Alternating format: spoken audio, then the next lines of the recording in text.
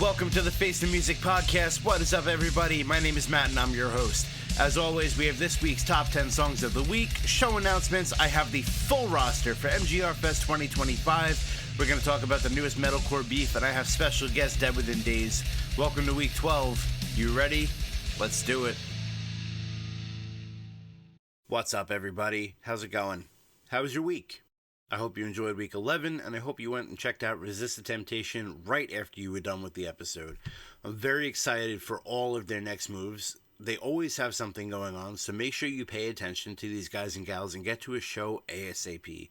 They are great people, great music. Make sure you go support them. For all my first-time listeners, welcome to the Face the Music family. I'm glad you found your way here. When you're listening, it's our time to just hang out together, so forget about the insanity of life. You're never really going to hear me talk about politics or religion or any of the hot-button bullshit that we get bombarded with and drowned in all day, every day. For my returning listeners, welcome back, fam. I'm glad you're here, and thank you for listening, and thanks for joining me once again for another episode of the Face the Music podcast. So grab a nice cold beer, kick back and relax, or pop on an episode on your way home from work.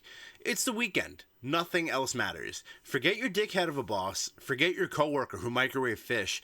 Forget that one person who won't shut up about their CrossFit obsession. And if you are any of those people, do better. None of that matters here. Let's have some fun. Whether this is your first episode or your 12th, I do ask that you kindly help me grow this thing. Follow me on Instagram and Facebook. Like and share my posts. Vote when there's something to vote on. Subscribe to the podcast on Spotify and YouTube. Most importantly, check out the Face the Music podcast every single week. These are the cheapest, the easiest ways to help me grow, and I appreciate it a lot. There's nothing more free of charge than clicking like or subscribe, so let's spread the word together. Every little bit helps. I thank you for all of your support. I do not take any bit of it for granted, nor will I ever. Before we get into the bulk of today's episode, let me ask you something. How are you feeling? Not just your physical health, which I hope is well, but also your mental health. There is still a huge stigma present about taking care of your mental health, and lots of people tend to ignore it for one reason or another.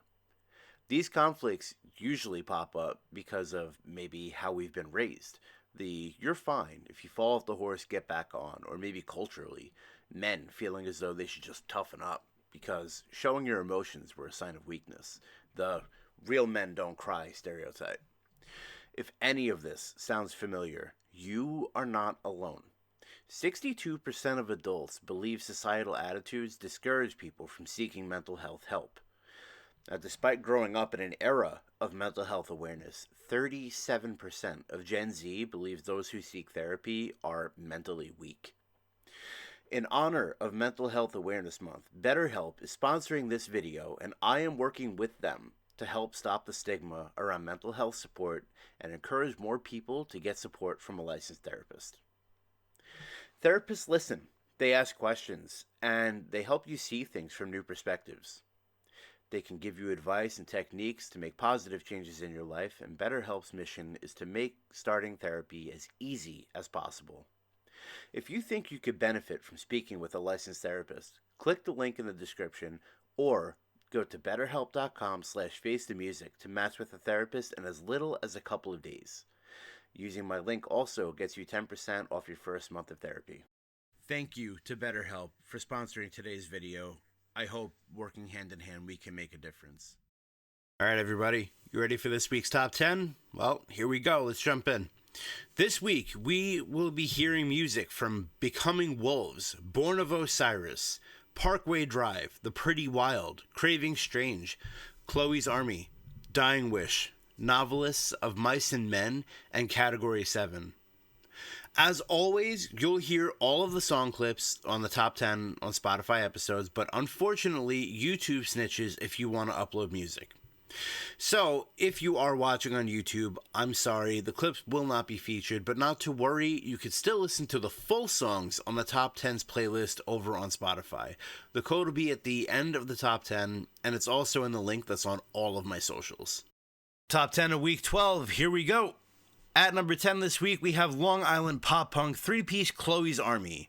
Chris, Joe, and Phil are longtime friends who love to create music together, and they just released a 2-song EP entitled Wake yesterday, May 14th. The song I'm going to play for you is off of that EP, and the song's name is Sister Song. This song is about Phil's sister Laura, who tragically passed away a few years back. Phil, I am so sorry for your loss, brother. I am proud of you for being able to put this song into words, and I hope this gives you a bit of comfort knowing that she is now immortalized in music. Your number 10 song this week, Chloe's Army with Sister Song.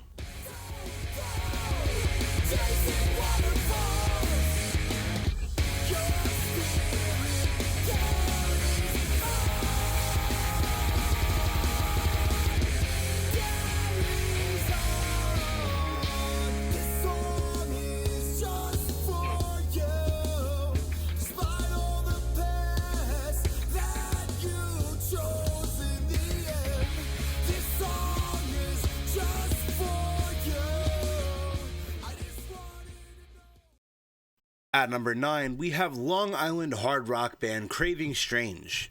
They hail from Amityville, New York, and are self-described as Cheap Trick and Foo Fighters meet in a kung fu fight. I can hear that for sure. They are an incredibly fun band whose career spans close to 17 years now. Craving Strange are a staple of the Long Island music scene, and I'm glad that they're still around and kicking ass. We may be also hearing a bit more about them very soon, but for now, this is Craving Strange off of their 2017 EP, Careful of the Landmines. This is the title track, Careful of the Landmines. Thinking about my lifetime, hearing all the right lines I've been trying to say, remembering the last time, wondering how to rewind, if reasoning can change minds, why can't I change, why can't I change, it's not like I'm not living a life. Number 8. We have New York City band Becoming Wolves. This hard rock band reminds me a lot of Texas Hippie Coalition, just like foot-stomping hard rock with a tinge of Lynyrd Skynyrd. The band just released their newest album, The Fault in Your Scars, recorded at Sonic Stomp Studios with guitar god Mike Orlando of Adrenaline Mob, Nocturnal, and most recently Supergroup Category 7, who we actually have a bit later in our list this week. Keep an eye out for Becoming Wolves. They're going to be hitting the road next year, so make sure you catch them. Your number 8 song of week 12, this is Becoming Wolves with Garden of Pain. Virgin sisters leads to trouble. Blood runs warm for thirst revives. In your arms I can feel my heartache. We dance with devils and I die of hunger. When the girls come to me, a little piece of my heart dies. In your words I hear love, but it's burned. Number 7 this week goes to Las Vegas metal band The Pretty Wild. The Pretty Wild features sisters Jill and Julia Wild. They strive to dissolve genre boundaries, and their music represents rebellion intertwined with heartfelt lyrics. The band is having an amazing 2025 so far. Back in February, they teamed up with Deadlands on the collab track Kundalini. They were featured in the movie Queen of the Ring, a movie about women's wrestling, where they teamed up with Diamante and Kitty for a truly fantastic cover of the Metallica classic The Unforgiven. Only a week ago, on May 8th, they dropped 2 more songs, Omens and Button Eyes, that could be assumed will be on the band's forthcoming release, yet to be announced. The band is just one of the best new bands out there, and they are just getting started. These ladies are kicking ass in metal the past few years, and I'm here for it. Shout out to all the ladies. Shout out Casey Carlson from Deadlands. At number 7 this week, this is Pretty Wild with Omens. You say to watch my back, but I know you'll never show. You cannot be on track. Watch me. Proceed to the root.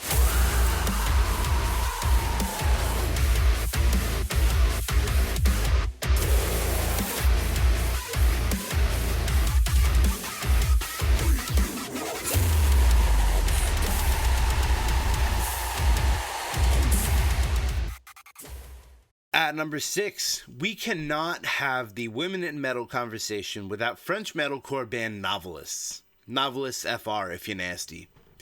The band started in 2013 by brothers Amel and Florestan Duran and featuring original vocalist Tobias Reich, who stayed with the band for about 10 years before leaving in 2023, and then he was replaced a few months later by Camille Contreras. The band has heavy influence in gent and prog metal, and typically, uncharacteristically, leans in on clean vocals rather than the screaming and harsh vocals. Once in a while it does pop in, but they are more known for their clean. This band released the EP Say My Name on March 20th of this year. That features tracks, the title track, Say My Name, All for Nothing, Coda, and KO, which will all be on the band's new album Coda, which released today, if you're listening today, May 16th. So you'll hear those 4 songs as well as 6 others that were not previously released. I can't wait to check this one out. Everything that I've heard so far from these 4 songs, this album is going to absolutely crush. Off of the forthcoming album Coda, this is the title track. Number 6 song of the week is Novelists with Coda. Check out the new album out now.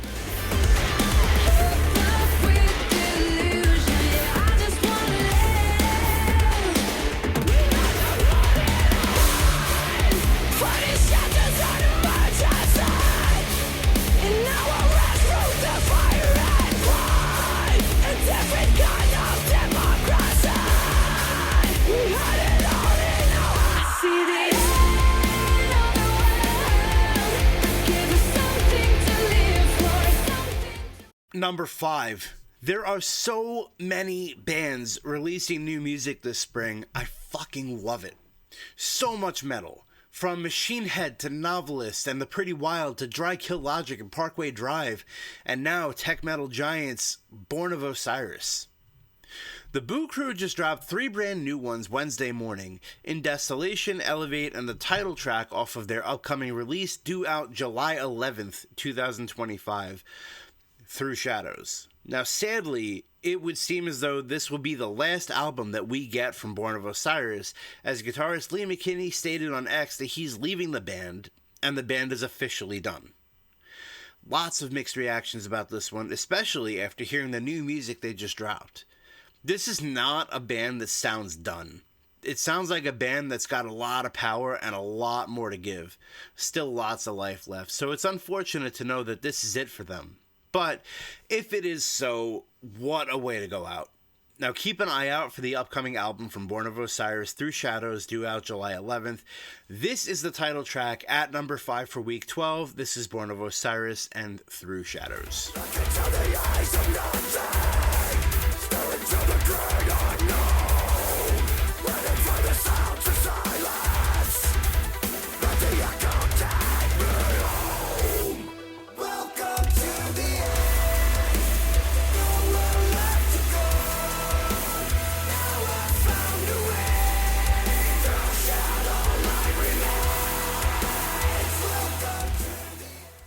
Taking the number 4 spot this week out of Portland, Oregon, metalcore band Dying Wish. Dying Wish formed in 2016 with Andrew Lay on bass, Jeff Gambra on drums, Sam Reynolds on guitar and vocals, Pedro Carrillo on guitar, and on lead vocals we have Emma Boster. Andrew would leave the band in 2022 and John Mackey would take over bass duties. Now, aside from Andrew's departure, the rest of the band is fully original, which is a rarity nowadays. The band has released 2 studio albums, Fragments of a Better Memory and Symptoms of Survival, and 3 EPs, the self-titled Dying Wish, Split with Suration, and From Nothing. On February 26th of this year, Dying Wish released their most recent single, I Brought You My Soul, Your World Brought Me Despair. The single serves as a standalone and will most likely not appear on an upcoming album, but the band has stated that they are working on their 3rd full length. No due date or further details have been announced, but keep your eyes on the band's socials as this single is now a few months old and we've got to be closer to more new music than further. Your number 4 song of week 12, this is Dying Wish, I Brought You My Soul, Your World Brought Me Despair.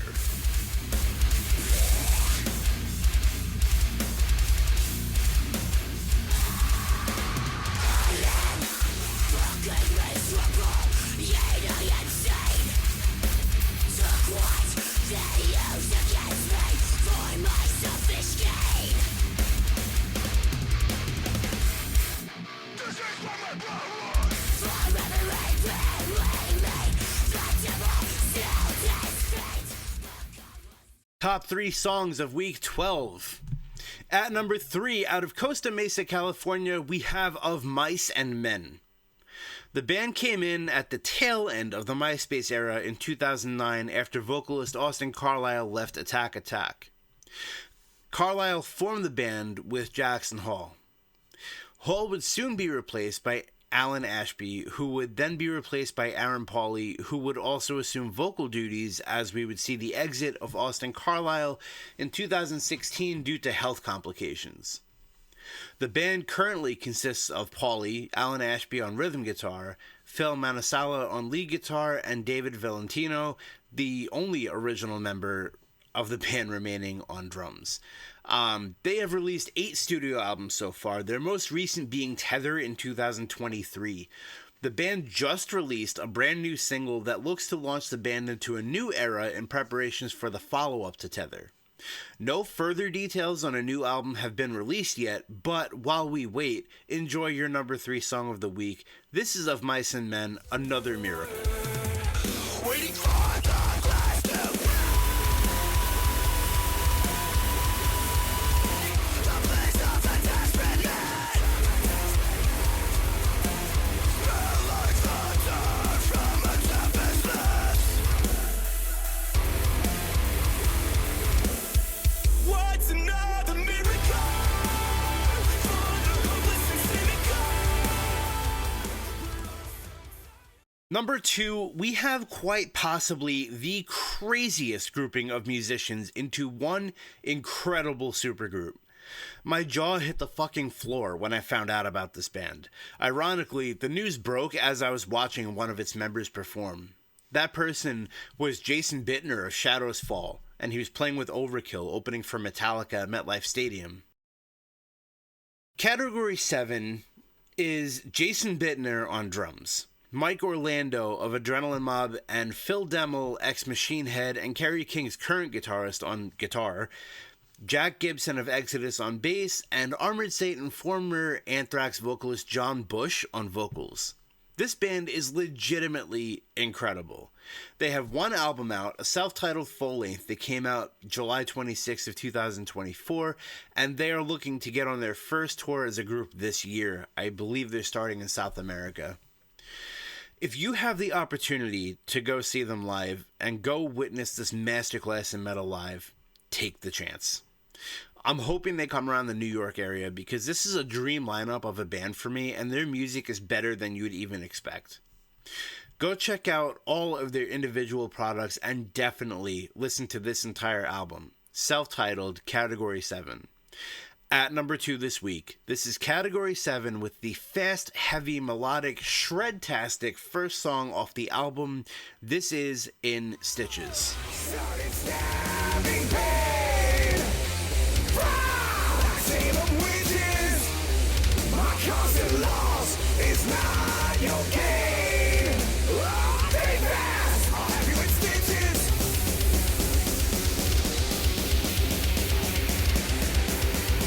In stitches.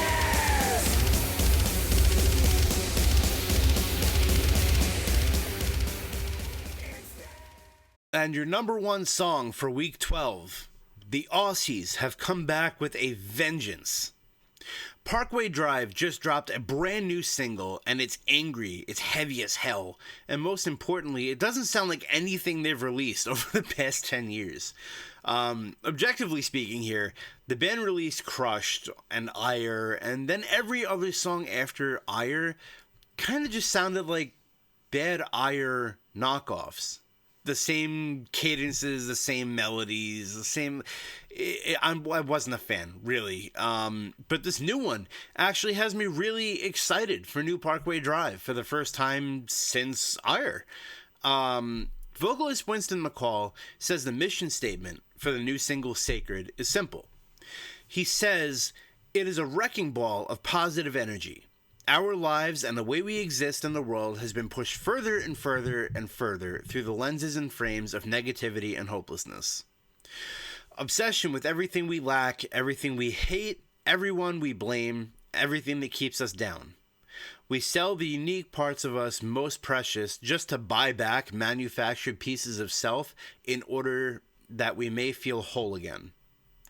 Sacred is our identity. Sacred is our time. Never lose sight and never lose hope. That's a powerful fucking message. And I hope the rest of the album conveys a similar uplifting statement. I haven't been this excited for New Parkway in a really, really long time, so I'm here for it. Let's go. Catch Parkway Drive alongside Killswitch Engage, Beartooth, and I Prevail on the Summer of Loud tour this summer. That will be the metal show of the year. Your number one song of week 12. This is Parkway Drive with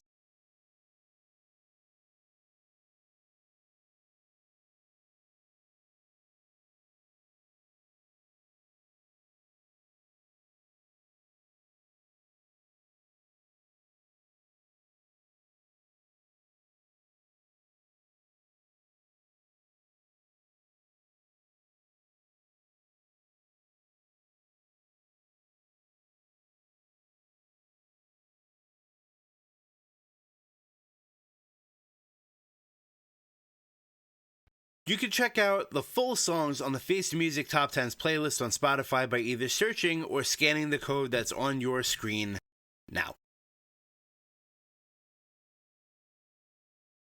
Are you interested in being a guest on the show? Well, hit me up. I'm always looking for new bands, musicians, friends, other podcast hosts, promoters, or people who just live for rock and metal that want to come on and talk a bunch of shit. Let's set it up. Don't be shy. It's always a good time. I will say, though, as of today, I am booked up probably closer to 8 weeks now. We're looking early August before I can get anybody in. So if you've got something that you want to come on and talk about, don't wait. Let me know as soon as possible. If it's urgent, I can see if I can squeeze you in. If it's something that can wait for a later promo in the year, I will definitely get you in. But make sure that you reach out as soon as possible. My friends and bands, if you have a show coming up, a new single, an album, or EP dropping, please let me know. I want to do my part in making sure that your music gets heard, that you get the right exposure, and eventually that your band gets seen. But if you don't tell me, I won't really know about it. You can't really rely on the word of mouth through social media, and I'd prefer if you just reach out to me directly. This way I can surefire help you with any way that I can. So please reach out. Either email me at theftmpod@gmail.com or just shoot me a message on Instagram. Show announcements. May 16th, Vanna, featuring Lost Becomes at Amityville Music Hall, Amityville, New York. This is the comeback show for Vanna. This is going to be huge. I'm probably going to try to head down for this one. The last time I saw Vanna was at Warped Tour a long time ago. I think it was probably 2010 or 2011, and I haven't gotten the chance to see my dudes in Lost Becomes yet, so this is a pretty prime show for me to catch. Also, for the Lost Becomes guys, a few weeks later, they're opening for the Metal Legends Dry Kill Logic on their comeback tour. Congrats to Lost Becomes on 2 enormous spots. May 24th, the start of Memorial Day weekend, we have another fantastic night of metal featuring Uchikatsu, Patterns of Decay, Tethered. This is going to be at City Sound Studios in Ronkonkoma, New York. Also featuring Graveborn from Massachusetts, Cytokine from New Hampshire, and Soul Mirror. One day later, we have Sand City South in Lindenhurst, New York. I Dreamt the Sea has an album release show featuring Dead Within Days, Soul Searcher, Numbflower, and Hope Speak. Doors are at 6 p.m. It's $15 to get in, but keep in mind this is a cash-only event, so hit the bank on your way, and it's 21 and up. June 14th, Whiskey Rocks in West Babylon, New York. Resist the Temptation, Take the Stage.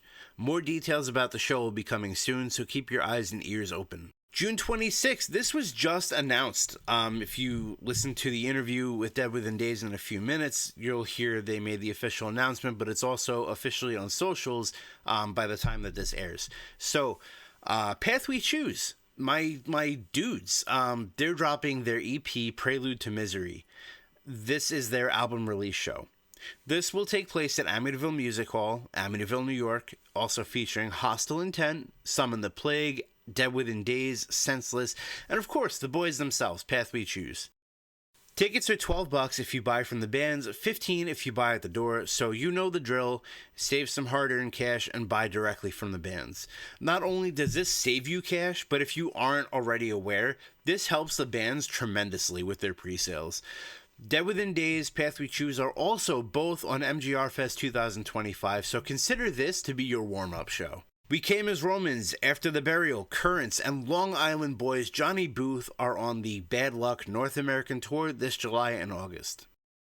For us New Yorkers, they're playing the Palladium Times Square on July 24th, only 2 days after the start of this monster tour. 2 days after that, we have the event, the one I've been telling you guys about for months now. July 26th, Moongroove Records hosts MGR Fest 2025. This event will take place at Uber Geek Brewing in Riverhead, New York. This is going to be like a Long Island version of Warped Tour. The whole thing kicks off at noon, will feature local artists and touring acts, and there will be plenty of vendors, activities, games, food trucks, and so much more. $25 if you buy ahead of time, $30 at the door, so make sure you save yourself some cash and buy early. I will say, for $25, you are getting a crazy show. I'm going to give you the full lineup in just a minute, but you're getting, I think, close to 18 bands. You're getting 3 acoustic acts. You're getting vendors. You're getting a festival, a legitimate festival for the unsung heroes of the music industry, the local unsigned bands, the ones that work the hardest, the ones that kill themselves trying to make a name for themselves. This is their chance, and this is brought to you by Moongroove. Moongroove are the people for the people. Now, every week since the inception of MGR Fest, I've been telling you guys all about the details and updates. As of this past Monday, all the bands have been announced, all vendors have been announced. So today, I am happy to give you the entire roster for your MGR Fest 2025, starting with the vendors.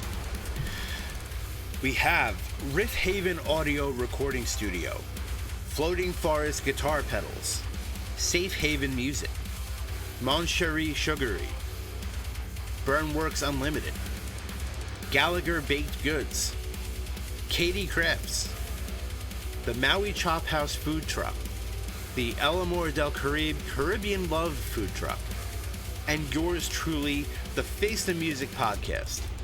I'll have a table and tent set up with some cool stuff to buy. There's going to be a raffle or two. I'll have a mobile setup for coverage of the show, so maybe come by, say what's up, maybe even cut a promo for the show.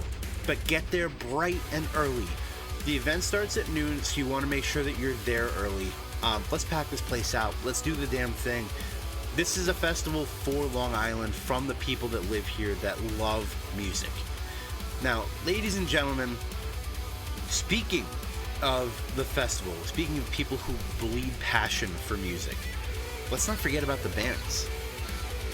Your bands for MGR Fest 2025 in the order in which they were announced does not mean this is the order you're going to see them play or any sort of importance, merely how they showed up online.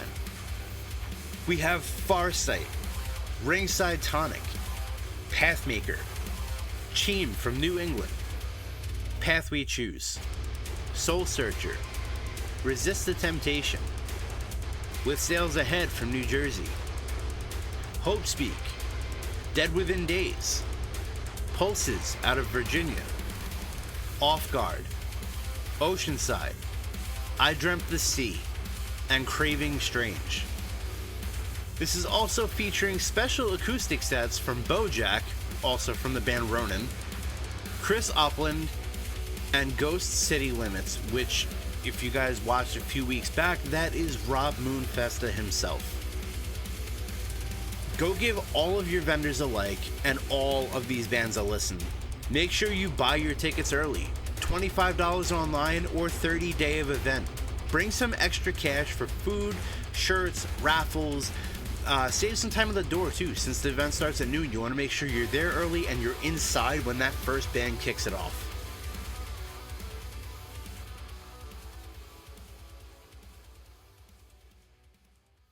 Lots going on in the metal world this week, guys. In case you haven't heard, we have our first official metalcore beef of 2025. There's been a lot of tensions in the Poison Ascendancy tour over this past weekend at Sonic Temple, where it came out that the tour only has 4 dates left on the North American leg of the tour, and then that's it. Just abruptly, they're done. According to a live stream on TikTok with Paulo Gregoletto, bassist of Trivium, the tour was cut short by Matt Tuck of Bullet because simply they didn't want to continue. Quote, Matt Tuck didn't want to do it. After we had planned it, after stuff was already in the works, don't know why. I think it would have been amazing. I think The Poison is a great album. I think the 2 records pair very well together, and I think it would have been nice to give everyone around the world a chance to see the 2 together. Paulo went on to say about Matt Tuck, quote, he is the sole decision maker for the band, and he has no respect for us or our crew. Gregoletto finished up by saying, but we're going to do North America on our own with other bands, and we'll have a lot of special surprises because we'll have more time to do stuff, so that is what it is. Bullet for My Valentine released a statement of their own just a few days later on Instagram saying as follows, hey guys, Bullet here. As we head into the final shows of the Poison Ascendancy tour, we want to thank everyone who's come out to celebrate with us. The shows have been phenomenal, and we've loved connecting with every single one of you. Being in this band is the most important thing for the 4 of us. We're incredibly grateful to have been given the chance to look back at a pair of life-changing albums for us and Trivium, who we have nothing but respect and admiration for. To have a career spanning over 20-plus years is an incredible achievement, and we understand all the dedication and sacrifice that comes with that. The celebration of both of these albums has been a career highlight for us. There's 5 shows left out here in the US, and then we embark on a full month of summer festivals in June, which we're really looking forward to.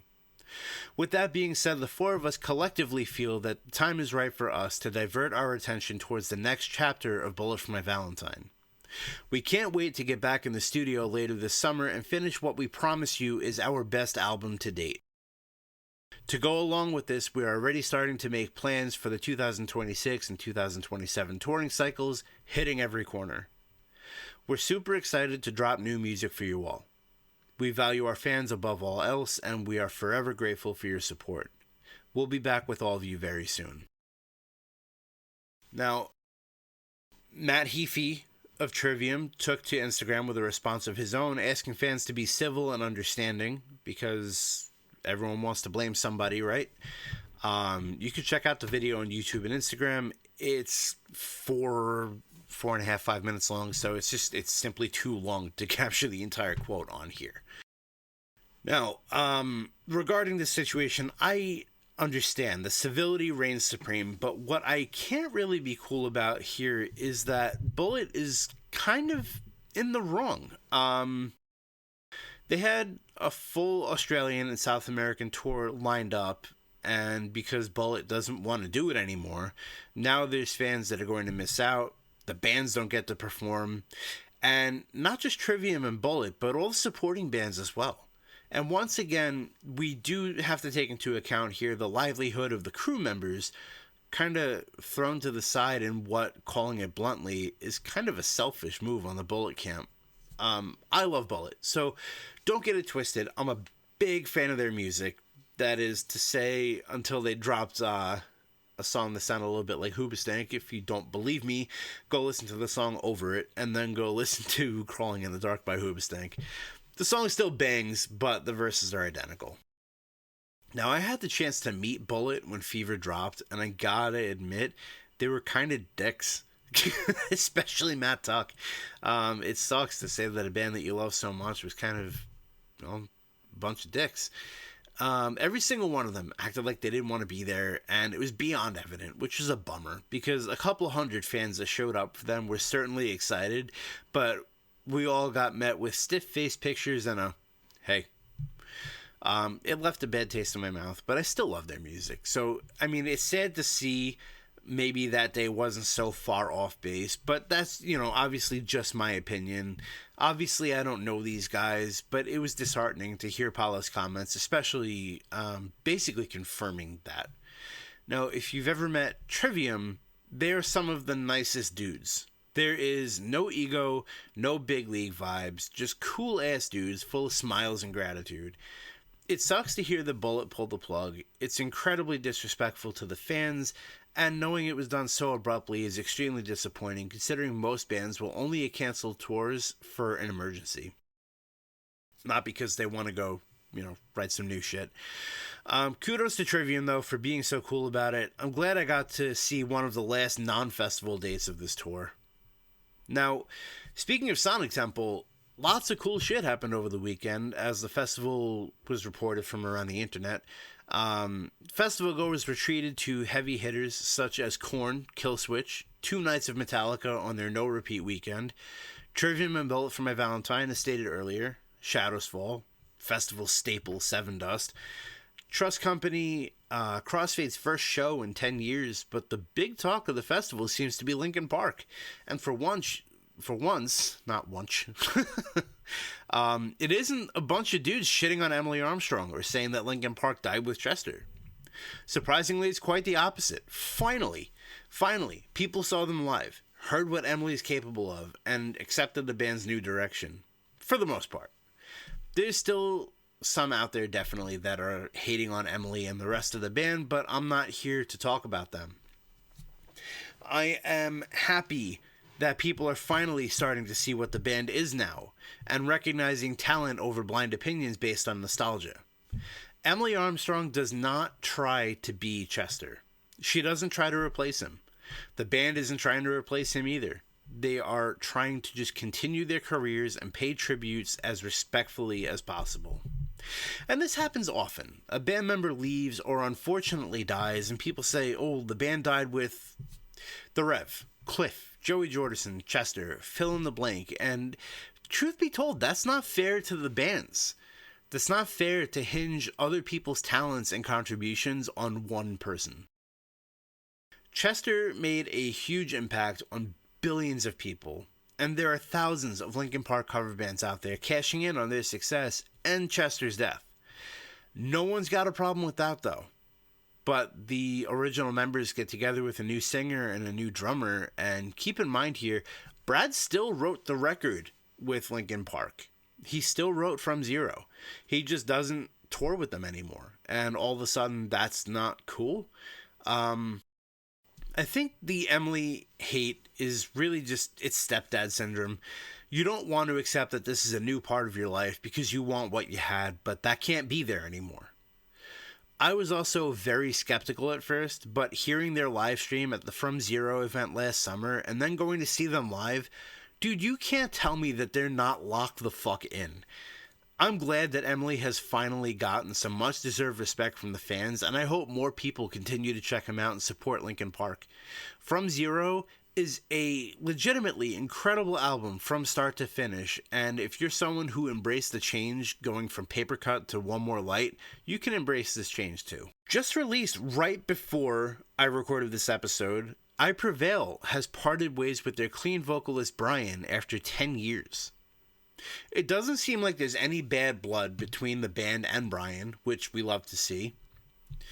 Eric will be taking over fronting the band, and the band's guitarist Dylan will be singing all of Brian's parts, as he has been known to do when Brian was unable to make a show. I can't speak today, I'm sorry guys. The band also just announced new music is on the way. I love I Prevail. I'm just going to preface this because I don't want to piss anybody off here. But I feel like Brian's vocals held them back a bit as they continued to grow. Their first 2 albums, Heart vs. Mind and Lifelines, were perfect for Brian. But as they got heavier, I feel like the band had to find a place for his spots, and it started to feel very forced. Now, nonetheless, Brian is a fantastic vocalist, and I hope he continues onward in music, and I'm very curious to see the new direction of I Prevail going forward. My special guest today is a band here on Long Island. They're influenced by classic metal, by hardcore punk, and by early 2000s metalcore. From the band's website, this band stands as a beacon of resilience and accessibility by converting life's hardships into art and embracing the differences between us all and delivering a fresh dynamic with a powerful message to embrace the disarray of life and keep moving forward. Guys and girls, it is with great pleasure that I welcome today's special guests, Robert Pepe, Matt Schinkel, Joel Sophia, Tom Bovey, and Anthony Latore, Long Island metalcore band Dead Within Days.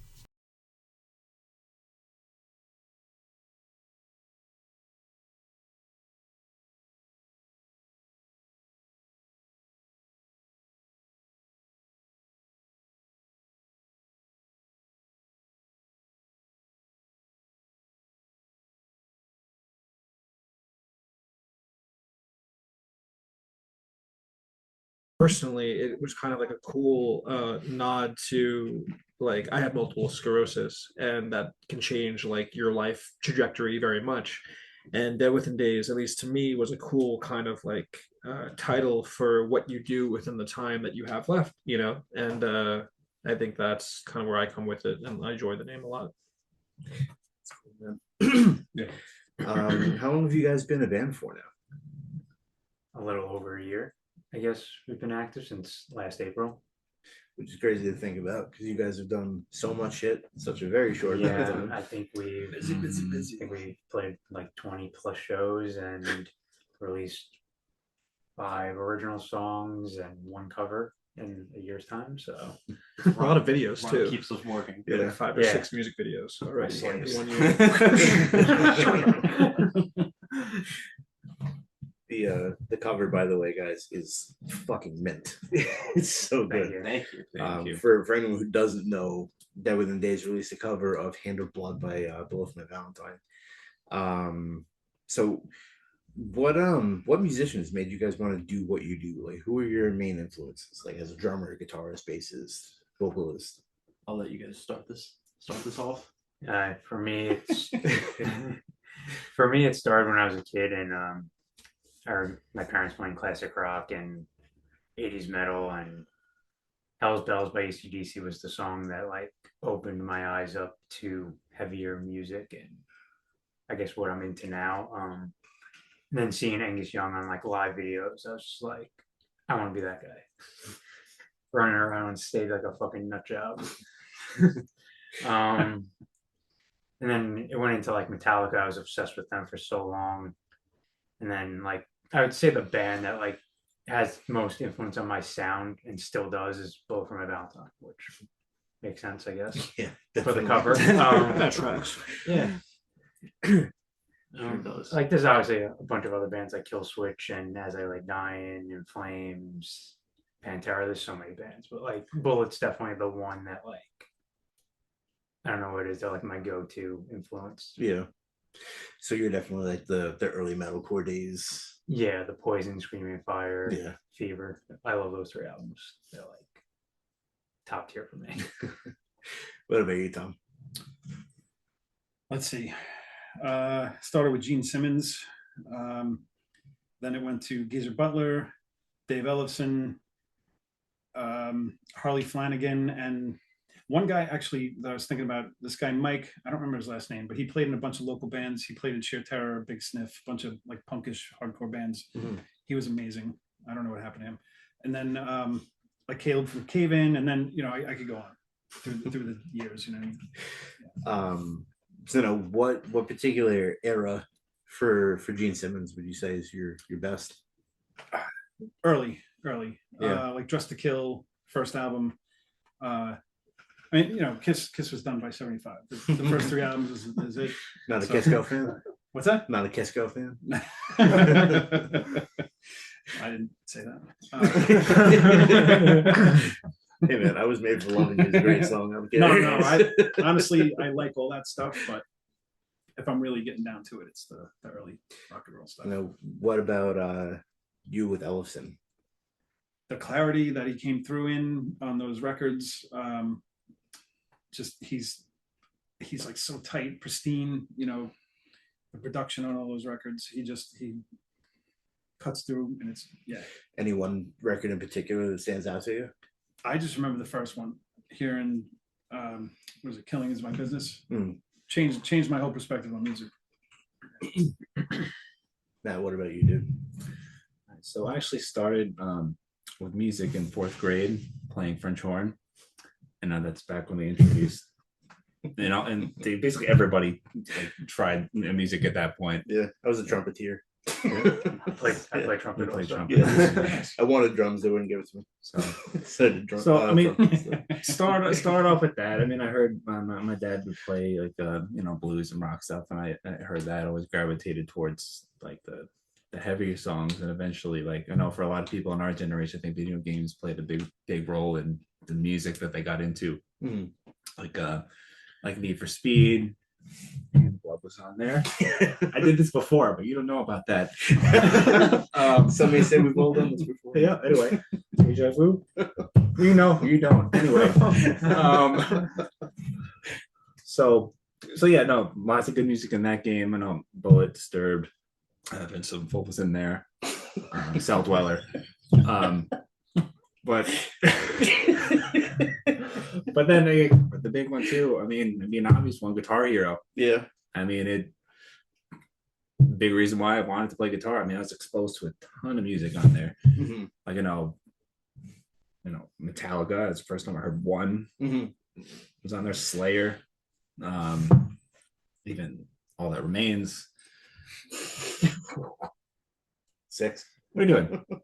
Yeah, six. Oh, the funny thing about it is I never like just a little tangent. I was like, when All That Remains was like talking about the fall of ideals and like the 50th anniversary, whatever it was, and they're talking about that song being on Guitar Hero, and they were told about that when they said, "Oh, we want to put one of your songs on Guitar Hero." It's like they're thinking, "Oh, it's gonna be this calling and a big chorus," and like, "No, we want 6." And you're like apparently feels like the one with the blast beats. Yep.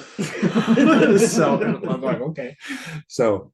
But anyway, I mean, a great song. I mean, every song on that album. Mm-hmm. But I mean, in any case, but yeah, then In Flames, Kill Switch, then being bands on, and then I got into like Trivium, and even later on, like Dream Theater, Periphery. Some of the reasons like why I wanted to get a 7-string was because of those bands. But yeah, I mean, I think at least all that, even stuff I like listen to now. Yeah. I mean, it's a little different. I don't listen to as much of like the new metalcore stuff, but like that old, it's ingrained in my playing, and obviously you hear it. Honestly, for us. it has like really special point in like metal music like back then. Yeah. But that's what I thought metal was when I was growing up, because that's what I heard. I think it impacted a lot of people. Definitely did.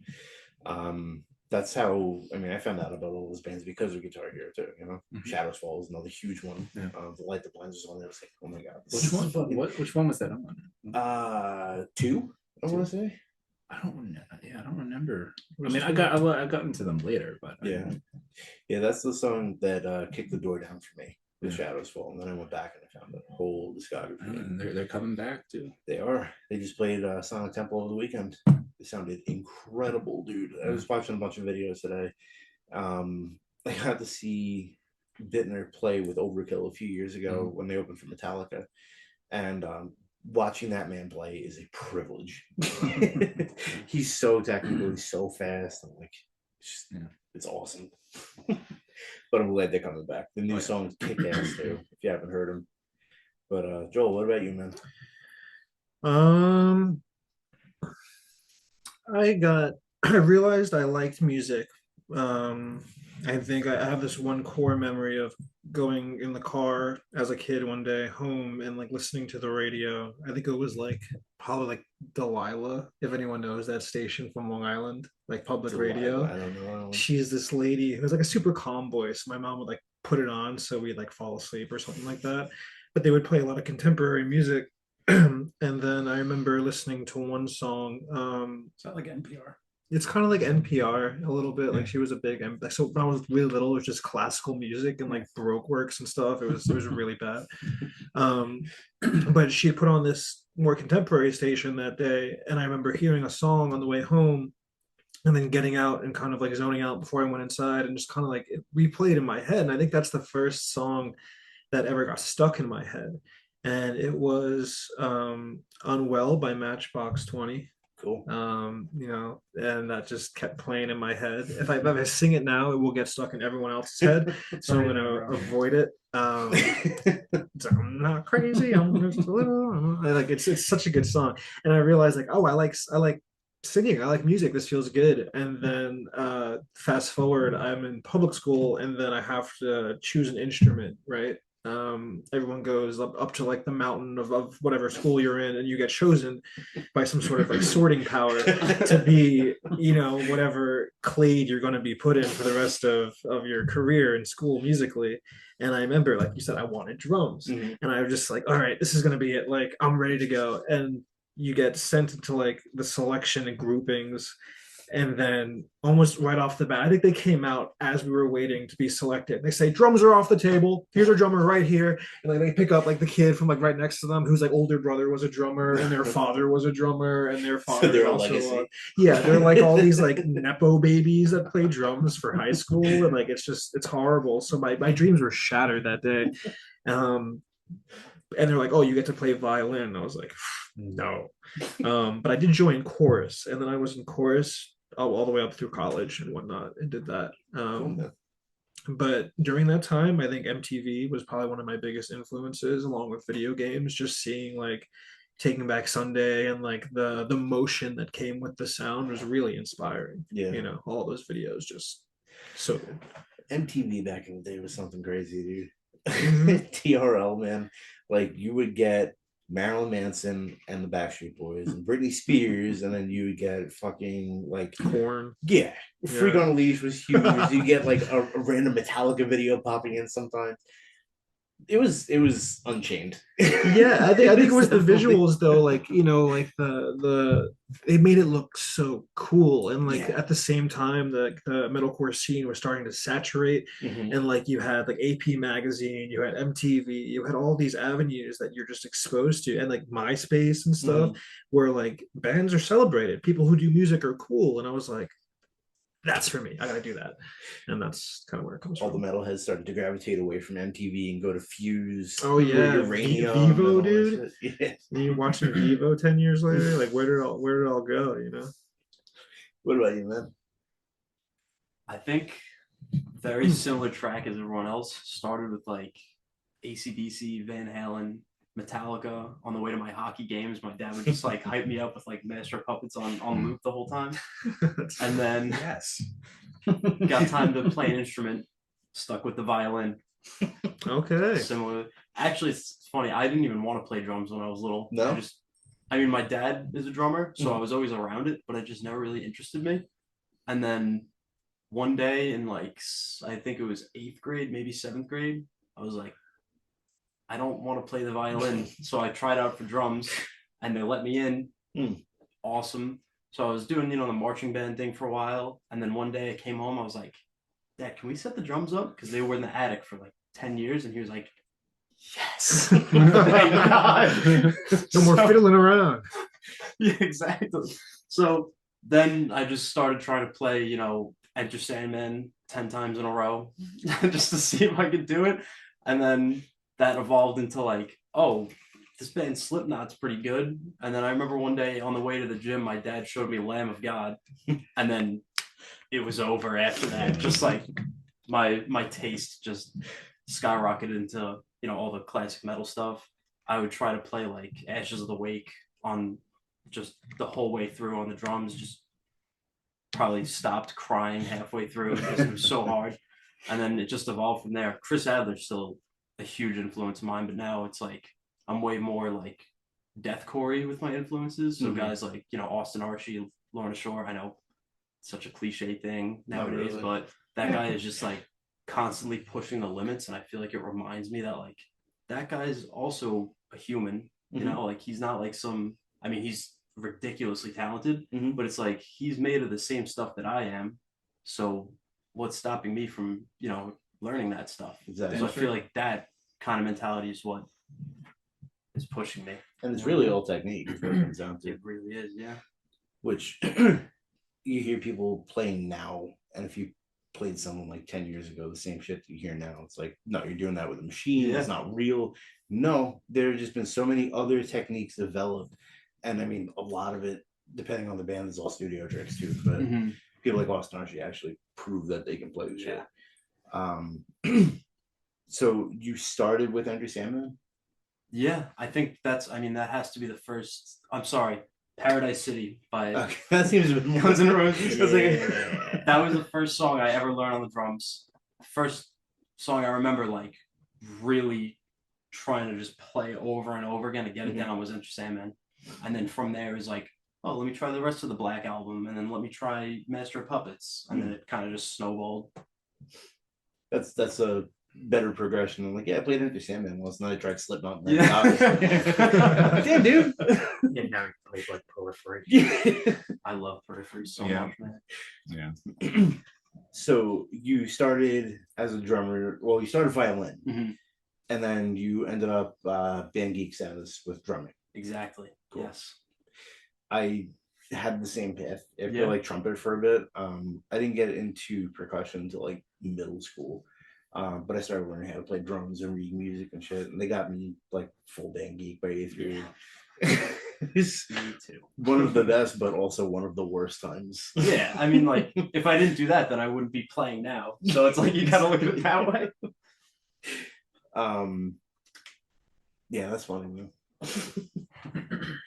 So, Tom, are you able to stick around, or you got I got a zip? couple Or... minutes. All right. Yeah. I don't want to ask you guys anything that's going to get too involved if you don't have a lot of time, but That's all right. what I'll just like drop a puff of smoke. What would you say are some of your favorite moments as a band, or like favorite shows you've done, people you've played with? That's a tough question. It's crazy because I feel like we already have a lot of those memories in a year. I got a bunch. Yeah. I got a bunch. I got one too. With the big mouth behind us, was that the? Oh, with the Allentown. kids after the show? Those kids going Yeah. nuts, yeah. That was That awesome. was Oh, that was cool. No, no, And no. Waffle House. Yeah, someone tell the story. Oh, you wanna tell the story? I know it's your story. I'll explain it. So there is this place called the Alternative Art Gallery in Pennsylvania, and it's got one of the coolest setups. What it is, it's kind of like it's one of those big warehouse buildings that was probably used for textiles like back in the day, but then has been now renovated into like a video archive. So the entire building has like art programs that go on for the local community, and they have a film archive in the basement, and then throughout the entire warehouse, it's separated into different rooms, and all these different like art things are on the wall, like graffiti and then like paintings and whatnot. They have a wall of like old school tube TVs that run down the length of one hallway, and before the show went on, they turned them all on. They were playing like Nickelodeon and stuff. So that was really cool. But the interesting part about that show is the people who attended it. There was a group of maybe like 10 or 15 like teenage kids, because this was like an all ages show, and they loved us, and like they threw down for us, and like they were all over at the merch table afterwards, and we made friends with them. It was really cool, and that show was really fun. And then after we left, we stopped at a Waffle House nearby because we don't have those around here. And I guess it was like their local Waffle House that they go to after shows as well. So there was like this surreal moment that I experienced from like a fan's perspective, being younger and going to Warped Tour and stuff. But then having it happen to us, where this group of kids come over and they like double take, and they're like, "Oh wow, like you're that band!" And all of a sudden, like all the kids come over and they start talking to us. We start like making friends and whatnot, and it was just like this really satisfying full circle moment, because it's cool to like relate to somebody who is like in the industry with you or the same age and kind of gone through the same stuff. But then like when you can see like the younger version of yourself in that moment of like starry-eyed inspiration with music looking back at you in the future, it's such like a fulfilling little thing. And that was probably one of our favorite shows, I would That's say. awesome. Do you guys all have that same experience together? Like that's everyone's favorite, or do you have individuals? Like That was awesome. That was pretty up There's there. got to be, it was definitely up there. That was up there, but I think not I guess a close one was the one with Ghost Kid, the Brooklyn show. Yeah, we played with Ghost Kid and Hawk. The cool thing about that is like it was a Friday night. We went on at 5:30, something like that. Place was packed. Really? There were a good amount of people there. Like they're way up front watching us play. Yeah. And even afterwards, like people were buying merch, like, oh, and a lot of these people are gonna come see us again, and it kind of like blew my mind. It's like It was a moment where like, wait, you guys, we're like, care you could- about what wait, we're you guys, doing? I was like, exactly, because I was like, you guys want to come back? You want to listen to our stuff like in your own time and come back to see us again? Really? And buy our stuff? It's like, And what venue Crazy. is that at? well, Woodshop. At Woodshop? Yeah. Yeah. I think I have another one. Yeah, go ahead. Yeah. I think when we played Hype Fest and we found out those two girls traveled 5 hours to Yeah. see us. Oh, yeah. Oh, my God. Is that they weren't kidding? No, they're No, not they're kidding. kidding. No, Actually- one is from New England, and she posted on our thing today that she's coming to our Connecticut and Massachusetts. Oh, yeah, didn't show. she Oh yeah, dude. She's like, I'm seeing them back to back. Yeah. Yeah, and the other one I think was from like Virginia or something. Crazy. Wow. Yeah, that was cool. That's nutty. Yeah. And Hype Fest was recent, right? Yeah, that was in Middletown, New York, which is upstate. Yeah. That was March? last month, right? 2 months ago? March. March 22nd. Yeah, it was Wow. back in March. Why do you remember that? I do don't know. Yeah, that was a great So at that point, you guys were still within your first year as a band. Like you hadn't hit that 1 year mark. No, yet. I mean we still haven't been a year of playing our first show yet. Yeah, June At- 21st. At the moment, June. yeah, June 21st. June 21st was our first show, That's which we're actually playing a show that day of this month. really anniversary. Yeah, we'll be in PA. I as they were talking, I've like remembered good ones, and there's one or two I'll like I'll jump into, but like one thing I remember in the entirety of this is the biggest fire I've ever seen in someone's backyard. Oh my we god! played okay, so like I think probably like 2 months into playing shows, we get invited to play Seamus's 50th birthday party. Shout out Seamus, you're awesome. But the party was wild, dude. We get invited to play this backyard party for like this, I guess this local guy who has like shows in his backyard. And it was pretty chill, Long Island backyard party, some classic stuff. There's like 15 bands on it. 15 bands in this guy's backyard, and during so the setup is like the backyard, right? Mhm. And then you have bands around the perimeter with like their merch tables. You have a big barbecue, a pig roast was going on. Like it was a big party. Like Many kegs. yeah, kegs. Like he spent a lot on this to make it nice. But there was almost like a World War One trench dug through the middle of this man's backyard, and it had like a huge like cutout in it, and it was just filled with like not even logs, but like just lost trees, like a tree that lost its way home. He just like, hey, get in here, and fucking like threw it in the was pit. the height of the house. Right. So we play our set. It was an amazing, like, I try to interview some people. I interview this one guy behind a fence, and he's like, I'm on so much shrooms right now. And like, it gets weird in my camera. It's the updates on our profile. But so that the whole entire day goes by, and then the finale of the party was he's going to set off this bonfire that they've been working on the entire day, and I smell gasoline. Oh my god! So they're really like juicing this thing up, and I remember because flamethrower. yeah, I don't see a lot, okay, and for me to have seen this fire, it must have been huge and big. And I remember they set it off, and I'm like, dude, like, how's this usually go? And he's like, we usually tell the fire department before we do it, and they're fine or whatever.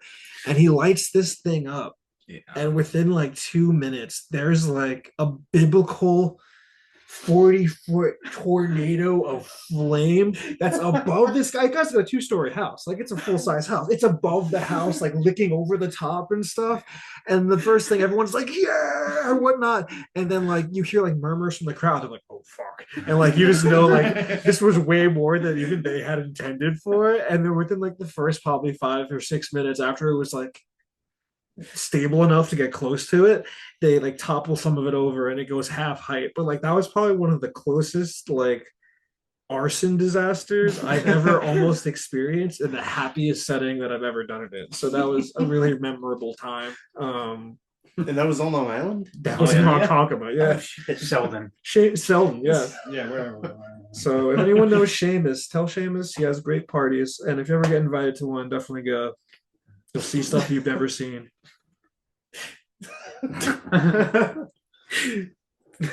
That's actually wild. Dude, it was insane. It was insane. You said they lit it with a flamethrower? Yeah. Oh, I saw him yeah. bust out the flamethrower. I was like, like a Vietnam flamethrower, Oh my dude. That God. thing spat like 60 feet. It was crazy. Yeah, I remember I was loading out, so I was up up at the On driveway. the other side of the house. And I felt it from the street. It was nuts. That's wild. Yeah. Good times. Good times. That's the kind of thing I would expect you to tell me. Like they lit it with, fireworks or some shit. It was still a hand grenade in there, man. It was crazy. Might as well. It was crazy. Dude, that takes it. Yeah, we have a lot of like wholesome memories, like with fans and stuff, like connecting with them. But I think that's one of our most just like crazy, just in general moments for sure. The fan moments are always nice to Yeah. get those, especially if you get a lot of them. Like, I can imagine, working as hard as you guys do, because, I mean, you guys kill yourselves. Every time I see your page, it's always like new show, new video, like you guys are always busy doing shit. So that's got to be a hell of a payoff to have people come up to you after the set, not just say, "Hey, good set," but like, "I drove 5 hours to see you," or that's got to be a cool feeling for you guys. Yeah, Really, absolutely. Because there's always like the uncertainty. Like even more, like we could be up on stage and people are like visibly into us, and there's still like the thought in your mind where you're like, do they care? Like, are they enjoying this right now? Yeah. And then it's just like the payoff of like just someone like listening, not just like listening to the music, but like listening, like actively like appreciating what we're doing. It's like the best thing ever. Like when we're actually told, like, yo, like here, I hear the compositions that you in your songs and everything. I'm like, really? I want to talk about this one time that's really wholesome, and it's a very brief story, but basically we're playing in Yonkers this one time, and one thing that we do at our merch table is we have like a Beyblade stadium set up, and we encourage people to come like play with us and like break the ice kind of deal. And we were playing a pretty heavy bill in Yonkers one night, and we were in a warehouse that was connected to a restaurant, and this couple comes in to watch the show. I guess they just came from the restaurant, they were interested, and they had brought their 2 young sons with them. Maybe one was like under 10, one was around 10, and we noticed that like they were kind of uncomfortable at first. It was too loud, too much ruckus and really stuff. loud. It was really loud. And It was really we loud. keep earplugs at our table, so we beckon them over. We give them earplugs. They start to relax a little bit, and but still kind of like reserved. Like they left the building a few times to go outside and whatnot. And as a kid, excuse me, that's definitely something that I would experience, just getting overwhelmed a lot.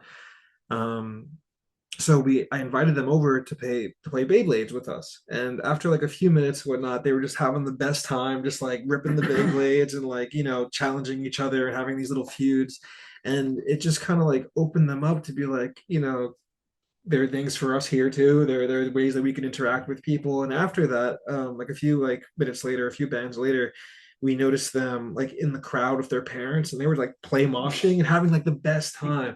And I don't know what it was, but like just the reward that is too, like to connect with like a child who's maybe overwhelmed, doesn't really know where they belong in a place like that, and being accessible for really everybody is probably one of the most rewarding things about doing what we do. It's cool because you might have just impacted a kid's life to be a metalhead for the rest of theirs. Exactly. So that's cool. Also, I wanted to touch on that Beyblade thing real quick. Here we Now, go. I don't know if you were aware, but the band Resistor called you the fuck out. What band? Resistor. Stop. Resistor issued an open challenge a couple weeks ago to Dead Within Days for a Beyblade tournament. Are they sure they want to do that? They seem pretty confident. I've heard Grambo said he could take you guys whispers. down by himself. You know what I heard? I heard Grambo spent a lot of money on his latest bay, and I want to let the world know that that's really, really cool. But that's not what Beyblading is about.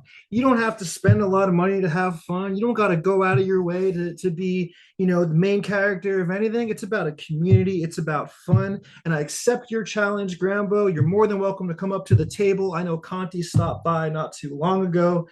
So yeah, challenge accepted. Come and hang out with Dead Within Days and Beyblade, because we always come prepared. That's Paul. Oh my God. He's pulling out. He's got a gun. I can't aim, so you're good. Challenge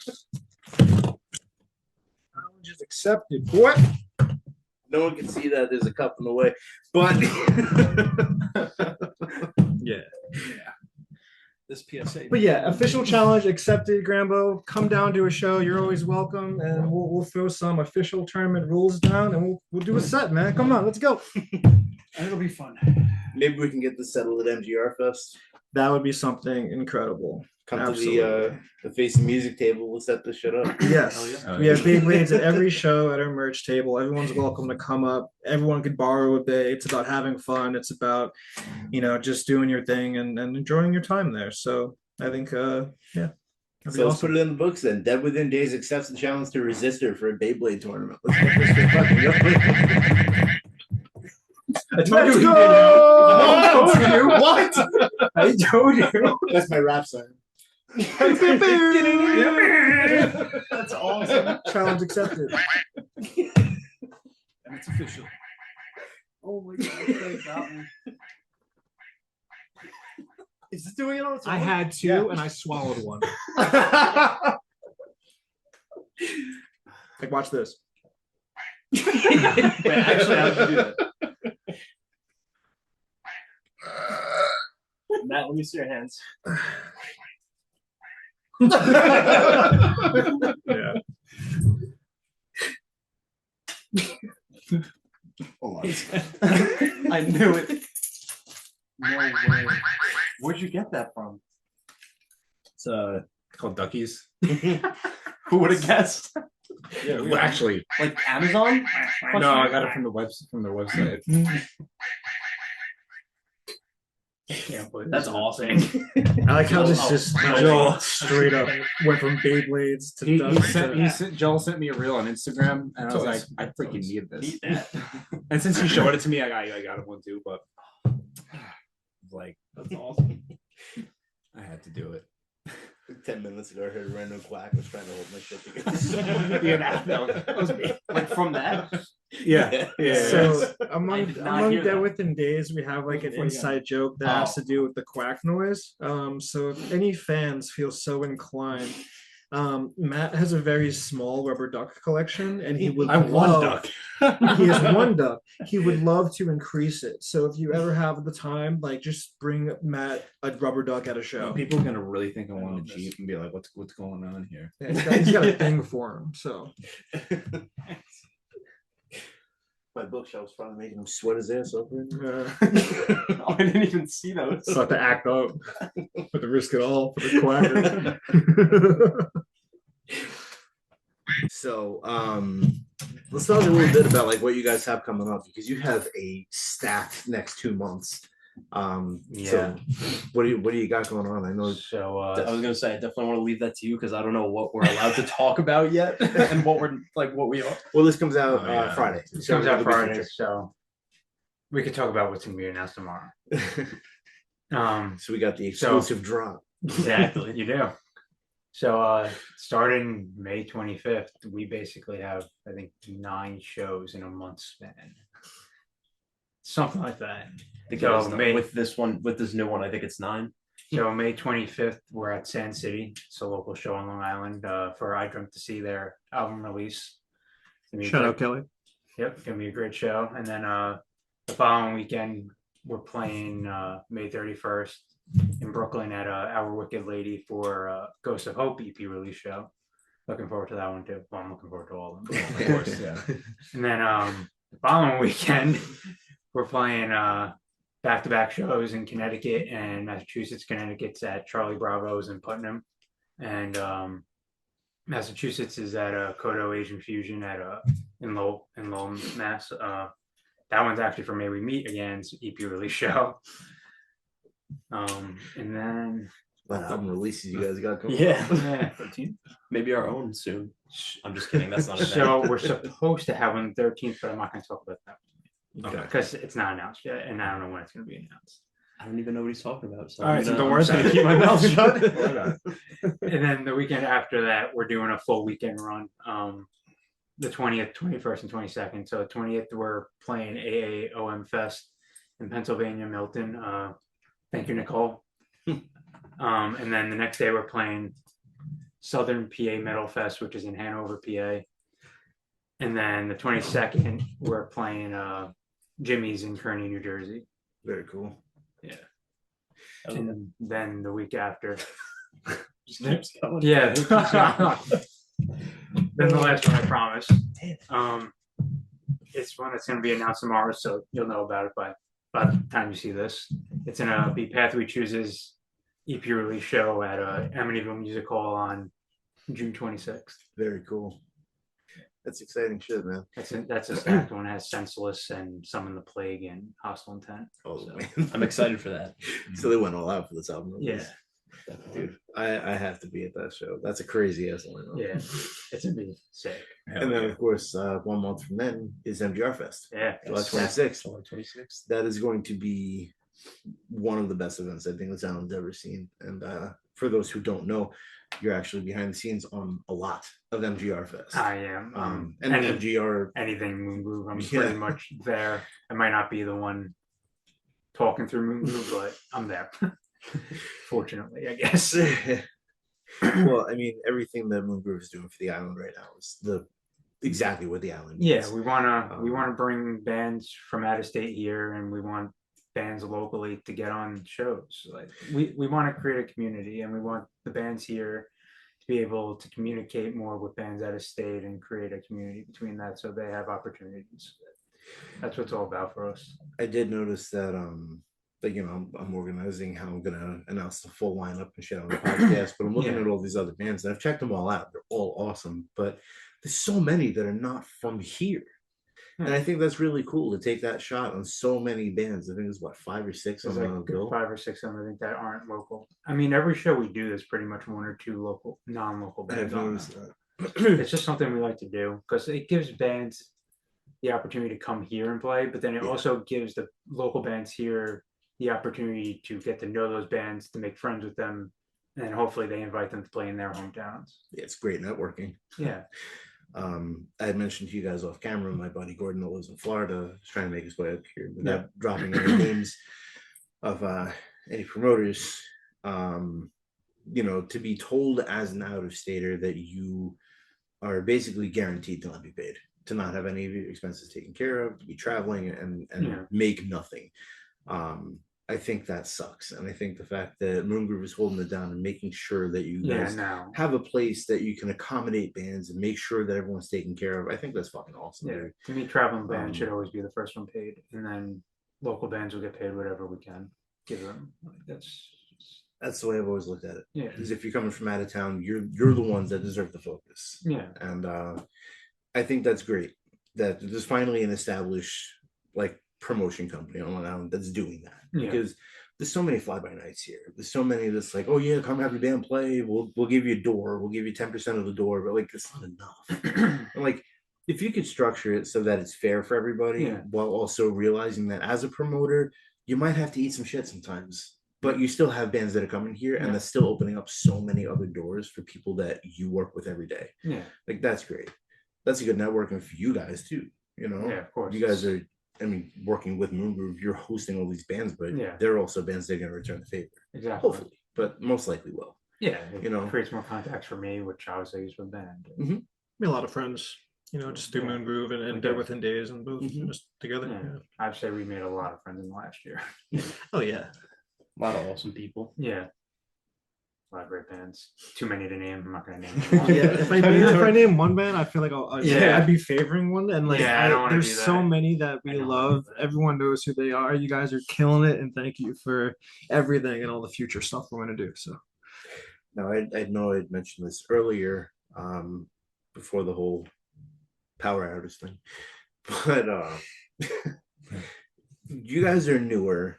But you hit the ground running, and you've had other bands that you were in, but those other bands, from what I understand, like you guys didn't really like make the same moves as you're currently making, right? I think the difference is some of us already. I think the reason why this band hit the ground running faster than maybe any of our other bands, that whoever was in another band, I think it's because we already had that experience, and we already had contacts built up and stuff like that, and collectively, like we knew from the start of this band, like we were all on the same page Mhm. of like what we wanted to do. So it was much easier to do what we're doing. Yeah. Like there was no, fighting about money and costs and time. Like we're all in this. I would say that in the bands that I've been in my life, a lot of the times there's people who are really dedicated and almost obsessive. And then a lot of people who just kind of like just want to play an instrument on stage, once a week, which is good. A lot of people do that, and different dynamics work differently for everybody, Yeah. and that's very important to say. But in my experience in this band, everyone has kind of developed personally, where they have their own interests and they have their own expertise, and none of them they're very parallel to each other, but none of them kind of overlap. And so, like when we have something to do, we're happy and trusting to give somebody that job, knowing that's what they're passionate about. And I think that among all of us, we're so diverse that we're able to kind of have our own territories and live side by side that way, so to speak. And I mean, like, something else that we had talked about earlier is how many bands now are more hungry for it. And I think that's a point that I just want to make sure that I mention while we're actually recording, while we, so many bands just they're out there doing the damn thing now. It's not just play at AMA. It's just not just play at Shakers. It's not just we're going to like this local place that's an hour away. Like people are actually getting the fuck out of here. They're actually doing it. They're going on weekend runs and they're not afraid to do it. And people, I think, are valuing themselves higher now, which is something that like as a standard for an unsigned band, that's something you should always have is value. Yeah. You have to know what you're worth. You have to know what you're bringing to the table. And if you don't, let someone tell you, but you got to wake that up yourself too. But like, it's so important for bands to just say, we may not have fans there yet, but we got to get there, because we're going to grow. And part of growing as a musician is getting out of your comfort zone. You have to take risks. Yeah, it's what it's all about. And I'm so happy to see so many bands right now just like saying, hey, we got a weekend thing going. We're just getting out of here. Yeah. You guys are doing it. Resist Temptation was doing it. Soul Church was doing it. Like there's so many bands, dude. And I'm so happy for every single one of you. Yeah. It's something that I didn't see when I was playing in bands, like I got us out of state, a fair amount, but that was it for my band. And then all the other bands we're playing with are like, yeah, we're not going to go anywhere yet. But why? Like if you want to make this as anything resembling a career, you got to just get out there and fucking do it. And I've also found Long Island to be very weird that way. It is. I think it's because we're so close to everything, but yet so far because of where we are, because it's an island. Like I find it that a lot of people don't want to make the commitment to travel, say, past the city because it takes 2 hours, even though it's only 45 miles away. Well, that's also like the reward aspect of it that I've noticed is because I've been doing like the band thing in different forms since I was like a teenager, and now I feel like the like say just two bands from Long Island, they're both doing the best they can to branch out. Like you'll meet up with them like Massachusetts on a show one day, and it's cool that the people who are involved are the people who are dedicated, because there's such a high threshold to break out of that local kind of like box that the island itself, the culture of the island, the geography of the island puts people in. It's such an overwhelming kind of like wall to get over. The ones that have made it over, you have a lot in common with them right off the bat, because they understand what you're trying to do and what you're trying to accomplish. And I think that that's a good thing about it too. Maybe the entry level isn't so accessible, but like the people who do are the ones who are truly dedicated. So now, I know you had mentioned that you were in Basilisk. You said you were active aggression, right? Agony of the Fallen. Agony of the Fallen. Rob was in active aggression, I think. Yeah, Rob was in active aggression. What about you guys? What bands were you in before this, if any? I mean, in college, it's Connecticut. We didn't really do anything, but we were called Wolf Gone Astray. It's nothing really worth Matt doesn't talk about it. It's not really worth talking about. Bad experience. No. It just never really, I never really all on the same page. Yeah. So I just didn't. Yeah, That's but awesome, man. yeah, but that was like 9 years, released like 9 years ago at this point. So I haven't really played. I haven't played in the band since then. Wow. So So this is like your first so- actual like. Yeah, like I'm really like fortunate to be, Yeah. in this band. Like we're Fortunate all on to the have same you. page. Or like we're all on the same page. We're all like trying to do this. Like we're and Rob's got like his shit together. He's like, so He holds it all together. Seriously. Really. so it's like right away Sometimes. we have a plan. We're playing shows. Oh, we're gonna record. Because whenever because he told me like whatever was going on with Agony, Mhm.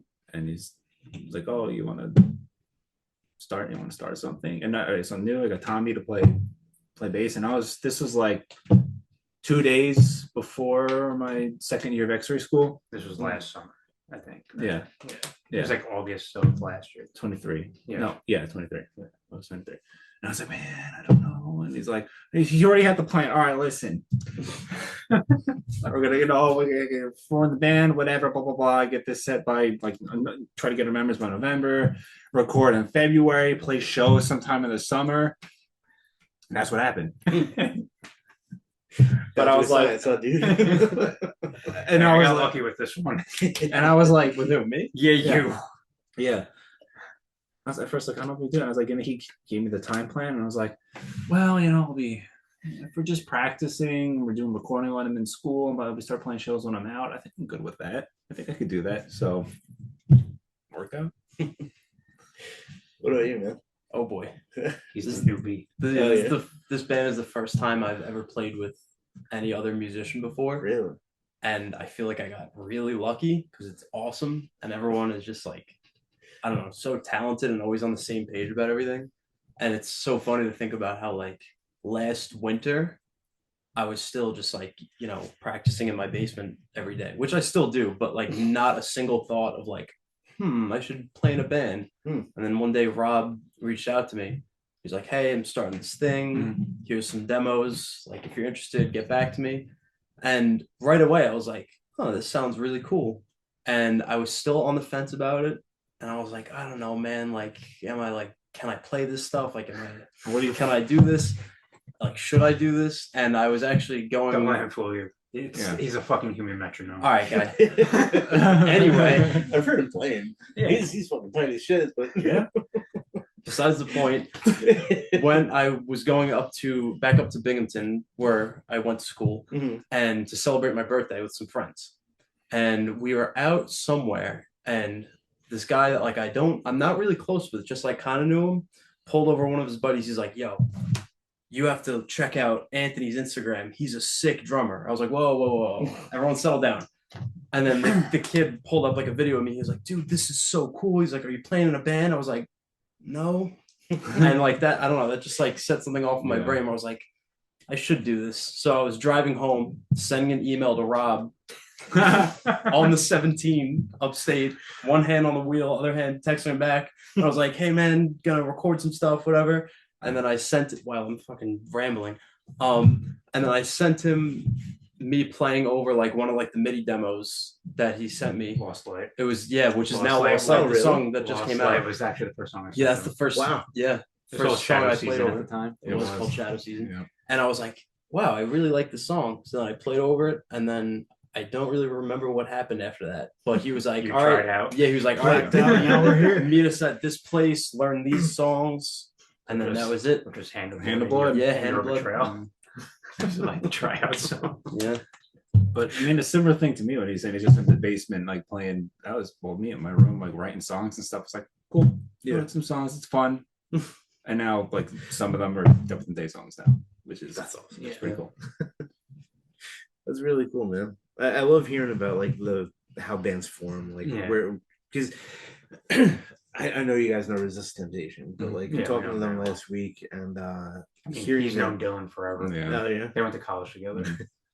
hearing that Dylan is so into like 80s metal, and then Phil is very into like Skillet and like that era of playing, and like you have Katie who's straight up black metal, Yeah. and Sandy who's very like like R&B, operatic and yeah. Broadway and stuff, and like just to see that come together to make that, I'm like, holy shit, That's man. interesting. Like, it's it's fucking really cool. And the same thing with you guys. Like, it's a cool story about how you guys all came together, like different backgrounds, like Matchbox 20 out of nowhere. Like, I didn't expect that shit, but It's a good song. dude, it is a good song. Still to this day, 50 years from now, it'll still be a good song. But no, What that's else is cool, crazy man. is Joel literally learned how to scream on the spot. Really? Yeah. He did not know how to scream. He was before so- tried Just a out. pop So punk singer before. The Matchbox 20 makes more sense when I describe my history, at least as a vocalist, because a lot of the music I was inspired. I mean, I listen to music regardless, like heavy, like metal, and then like metalcore. But there was always an element of like punk music in there. Mhm. That's kind of where I started from, like bands like like Leftover Crack, like Discharge, and like the Addicts, and like all these like old school like crusty punk bands I really liked. So as I got older and started doing music, I played bass for Basilisk for a while, which was cool. But then the most of my time after I stopped doing that, I put down the bass for a while and started doing vocals, and I became the vocalist for this band called Playing Heroes. And we were very like Story So Far, like a day to remember, almost a little bit influenced, stuff like that. So I had some of the heavier stuff influence, but I was majorly a pop punk singer. I did not scream, I didn't do anything like that. I just kind of whined. And then I joined so what happened was I lost my sight due to health complications, and that put everything on hold for a long time. But I couldn't drive anymore. There was so many things that I couldn't do anymore. But I was very fortunate for, I think, like maybe a year after that whole thing had happened, I had the offer to join a cover band. And the gentlemen in that band were nice enough to like pick me up on the way, so I was able to attend practices and stuff, and I played a few shows that summer with my cover band. But it wasn't necessarily like what I wanted to do. I wanted to make sure that I could still perform music after sight loss, but it wasn't what my dream was. So after like the summer, we played a few shows. I left the project, and I think I was floating for like a few weeks until I saw Rob's ad on Facebook or something. Yeah, I posted something looking for a vocalist, whoever wanted to try out. For like a metalcore band, Yeah. Must be able to scream and sing and all that kind of thing. And I was like, not only can I not scream, but I also can't really see. So like, this is going to be a very decisive, it was kind of like how you guys were like, just fuck it, kind of like, oh, you throw your hand in like the hat or whatever. And so fast forward, I take like, it's called the SCAT bus, where it's like for disabled transportation. They kind of pick you up and take you to where you need to go. And I forget, it was Hauppauge, I think. It was Huntington, where they tried out. And I live in Stony Brook, so it was a little bit farther away from me. Pathmaker space, because I'm really good friend with James. Yeah. From that. Yeah, we went to middle school and high school together. Oh, cool. Yeah. Shout So out he's- Pathmaker. Yeah, he's always helping me along the way. Yeah, Pathmaker's dope. They are dope. So the bus takes me there, drops me off, and I try out, and I tell him like right off the bat, like he already knew, like I don't really know how to scream. I can sing, and I'm really not that good at screaming, but I'm really good at trying, and like that's like my strong point, I guess. So I think I did a Silverstein song and a Day to Remember song, and probably did really well in the singing part, but not so good on the screaming part. Yeah. And then I had left because my bus was going to come and get me, but it didn't come back that night. And I was like, I am newly sightless in a town I don't know, like, over like 40 minutes from my house. And I was like, shit. So I was like waiting outside. It was pretty cold. I remember like thinking about calling the police to like drive me home or something like that. And by that time, some time went by, and Rob and Matt had come up from the practice space because they were on their way home. And Rob, kindly enough, drove me home that night, and we got just talking a little bit more. And so it was a weird series of events, but all said and done, he's like, all right, we'll give you this opportunity to try out for this band, try to write to these songs and whatnot. And I think within the next like 2.5 months, I just looked up some videos and how to scream and just went at it. And yeah, I can scream. Cool, man. It's not as hard as it looks or sounds. It's definitely not. Lying. He's lying. No, it's all in your head. Trust me. Anyone could learn how to scream. Anyone could do whatever they want to do. It's all about just applying yourself to what you're capable of, and believing in yourself, because people will give you an opportunity, and once you see an opportunity, don't waste it, and treat yourself well, and always chase after that. Preach, dude. That's 100%. I agree with that. Yeah, and we're still doing it. So like we're getting better and better too. Because this first like EP for Dead Within Days is when I like maybe learned how to scream for the first like 3 months, and That now was like the first 3 months. Yeah. Like Yeah. what you're hearing is him knowing how to scream for 3 months. yes. It's a lot better now. That's crazy. So And it still sounds great. in the future that comes out, like I have more than a year of experience now, or just about a year of experience. So it's going to be even better. So What fucks with my mind is that this is all so recent. Yeah. Like you're so new at doing this. You guys are all so new at being in this band still. Like that's Yeah. crazy because you have so much experience in such a short amount of time. You have such a cool story to tell, and like that's awesome that came together so quickly for you that you're just making moves. You know, that's and what you said is absolutely right. Like nothing is ever as hard as it seems. Like Austin Archie started somewhere, you know. He didn't start with Lorna. Like, he started with fucking probably Motley Crue. Like but you develop techniques and shit and you learn how to do it, and then before you know it, you're sitting on top of the world. Like, doesn't have to be perfect at first, but what does have to be is it exists. You have to make it exist. you have to be And you can passionate. go from there. There's you no know? excuse to never not be passionate about something. Always be passionate. But no man, that's cool. That's really it's so cool that I'm sitting here with you guys. Like you guys are a band that's half very experienced and half very new, and together you guys are gonna be something. I definitely Like, appreciate that. don't let anyone ever tell you otherwise. You guys keep working as hard as you are, and you're gonna be able to do whatever you want whenever you want it. Like take the world by the horns, man.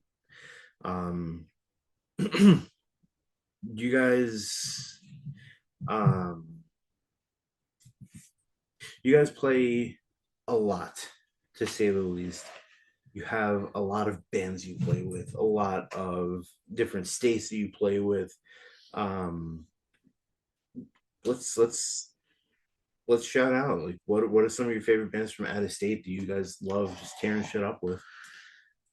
Pile of knives. Pile of Knives. Guys. Pile of Knives. Knives and Deceptions. Shout out Deceptions. Deceptions is awesome. I love Deceptions. I love all of them, man. There's so many good There's so many good bands. Dreams of Dreams Scipio. Scipio. Is- I was Misery. watching them play guitar. I was like, It's not even fair. I love Misery. they They're got 8 cool strings. dudes. They're all over the fretboard. I'm like, Yeah. yeah, just take mine. Yeah, our Motherwell. homies, Like, our homies in misery. Love those guys. Oh, yeah, yeah, Homies in awesome. Misery are the best. Yeah, it always sticks out to me when it's like we finished our set, packed up all the drums. I'm like, now I just get to chill, except I'm half asleep, but I want to watch the band. And then the second they start, I'm like, whoa, like, who are these guys? That's the best perk of the job. Yeah. It's like attending, not only performing, but afterwards, just attending shows. Yeah, just being It's just being around in the the audience. culture, I'm like, yeah. I'm just here. Like, this is awesome. So like I'm sure if you guys have listened to even one episode, you know like basically how this is formatted. Like I have my top 10 songs of the week every week that I do. Out of those top 10, 3 are always local. 3 are always an unsigned local band that's just grinding it out. Yeah. Long Island, there's only so many bands. So like I'm always looking for new bands, either on Long Island or bands that you guys play with that you could shout out. So I always like to ask. You know, it's a cool thing, and being as so many bands, I feel like I will say, without naming names, there are bands on Long Island that should be taking themselves more seriously than they do, but they don't. And then there's no promotion for shows. There's no announcements when they have, you know, a new single coming out or a new EP or whatever they're working on, and it goes unnoticed by the wrong ears. And I think that sucks. And it's really just a product of like working that little bit extra harder. That's a lot of bands, unfortunately. Because I find so much new music right now that I'm like, where the fuck have these bands been? And truth be told, they've been right here, but they just don't promote. So like it's refreshing to see, like right now, this is gonna be week 12. So 3 unsigned bands a week for 12 weeks. It's a lot of fucking bands. Yeah. And those are the ones that I see. Yeah. And I know that there's a very silent majority out there that are just flying under the radar because they're not getting themselves out there the Yep. right way. So if you guys know of any bands locally, you already mentioned a bunch around the state, send them my way. And that goes for anybody Absolutely. listening to. If you're hearing this and you know that you got your friends got a sick band, or if you're in a band, send them my way, because I'm always looking for new music. And that's been the case for as long as I've been in the scene. Fucking 18 years now. I'm still hunting for like that you know, these bands that Yeah. should be next level. And it's crazy because through the years, if bands have just done things the right way, just spent that like $5 or $10 a week on like ads, whatever, they would be so far ahead of everybody else right now. But everything you guys are doing, it's nonstop. It's relentless promotion. It's grinding. You guys are always releasing something, and that's the way to do it, man. I'm so happy for you guys. Thank Genuinely. you. Thank you. I'm glad to have connected with you guys, and I think that's going to basically wrap it up for us. But I just wanted to say thank you so much for coming in here and sticking this out with me. I know that we had the power outage before, so that was kind of shitty, but I appreciate you guys. I can't wait to see what comes next. I can't wait to see you guys at MGR Fest. That's going to be nutty. So anyone who hasn't gotten their tickets yet, $25 ahead of time, 30-day show. Show starts at noon. You want to get there early. Band announcements for set times aren't going to be announced for a while. From what I understand, there's some tricks involving band times, but yeah, get there early, stay late, support these guys, everything you guys have going on. That's basically it. Thank you guys so much. Thank you. Thank you very much. Thank you. And Grambo, I want to face that expensive bag. Let's go. Thank you for tuning in for another episode. Thank you so much to Dead Within Days for coming on and talking for a bit. Catch them at MGR Fest this July 26th at Uber Geek Brewing. Tickets, again, are on sale now. $25 in advance, 30-day of show. Get there bright and early and catch every band playing that day. Thank you for your time and your support. Everybody who listens, all the interactions on social media, who tells their friends to listen. I love you all, and I appreciate you more than words can say. Again, the cheapest and the easiest way for someone to support a friend's business ventures is to just help get the word out. Share the page, like and share a post, tell a friend about something I've said or a band you heard on the podcast. If you're listening on YouTube, put in the codes and just nuke that subscribe button. It goes a really, really long way, guys. Thank you for tuning in, and I hope to see you again on the next one. You have been listening to the Face of Music podcast. Be well, everybody. Be safe, and I will see you again soon. Peace.